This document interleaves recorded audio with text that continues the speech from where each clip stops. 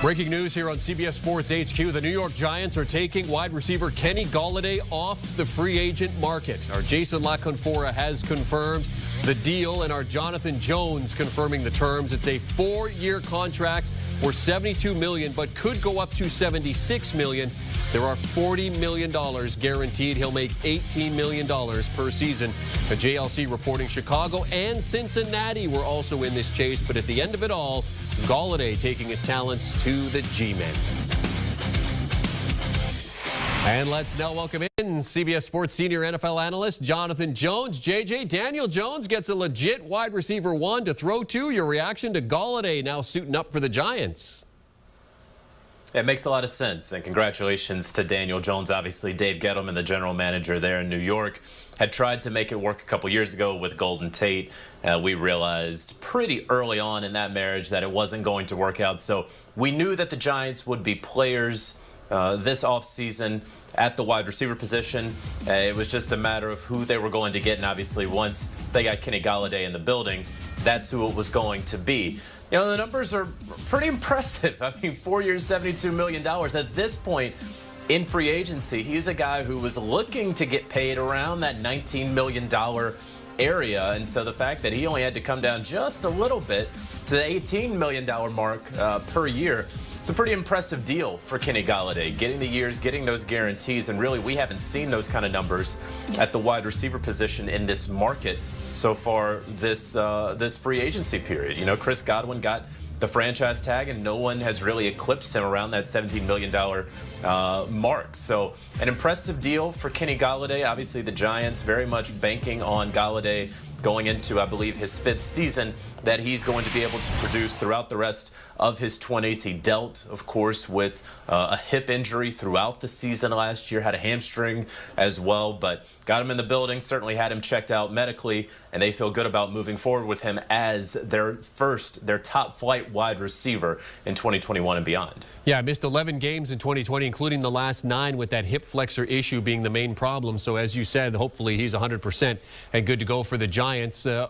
His yards per carry average, or yards per catch average, second only to Mike Williams. I mean, what does he bring that the Giants have been missing here?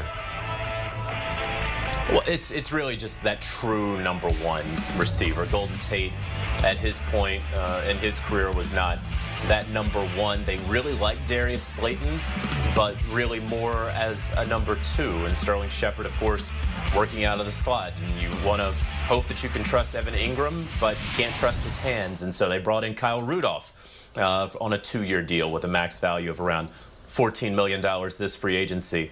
And so, period. And so now what you get with Golladay is just that true X, that true number 1 wide receiver that, you know, if Daniel Jones needs to be bailed out, he can throw it up. And hopefully Golladay can go out there and get it. It's something that he really has not had in his young career so far. So that's the added dimension here for the New York Giants. And now, frankly, when you look at how they have surrounded Daniel Jones with talent, really dating back to last year's draft, number 4 pick Andrew Thomas there at tackle, and then double dipping at tackle in the 3rd round. And now, you know, you add, again, a Kyle Rudolph, and you add a John Ross, a speedster who, you know, the contract, we'll see if he even makes it onto the team. It's going to be entirely dependent on his ability to catch the football, John Ross, that is. And now you have Golladay. So what you need from the Giants this upcoming season is Jason Garrett to open up the playbook. And he has to not have that vanilla offense that he had for about 3/4 of the season last year. And I understood, you know, getting into it a little bit early on in the year, and he started to open it up a little bit after that Dallas game. But I needed to see more from this Giants offense, and frankly from Jason Garrett as a play caller. This is a team that utilized motion among the last in the NFL. Motion is the key in today's NFL. You got to get guys moving around pre-snap to either confuse the defense or make things easier on your quarterback, one of the two and sometimes both, and they didn't do that for whatever reason. So he has the talent around him. He's getting better protected up front. Saquon Barkley, of course, coming back from that ACL. It's time to be a little bit more imaginative in terms of calling plays on the offensive side. Yeah, when you look at it on paper, I mean, this Giants offense looks pretty darn good when you add Golladay and you head into 2020 with the way things are looking for Daniel Jones. So when you look at it overall, Jonathan, who in that room do you think benefits the most from this move, bringing Golladay in? Yeah, I think you could look at a potential like Darius Slayton, for example, who is not going to be depended upon as that number one. He can just be that true number two. And if he wants to take those steps from number two into that number one role, then that'll be great. But, you know, don't ask too much of him right now. And I think that this Golladay move really does take the pressure off the young fella there. But, of course, number one, it's about Daniel Jones. It's about the quarterback. And Dave Gettleman really put his legacy and career on the line drafting Daniel Jones where he did those years ago. And so it's time for that tree to start bearing some fruit.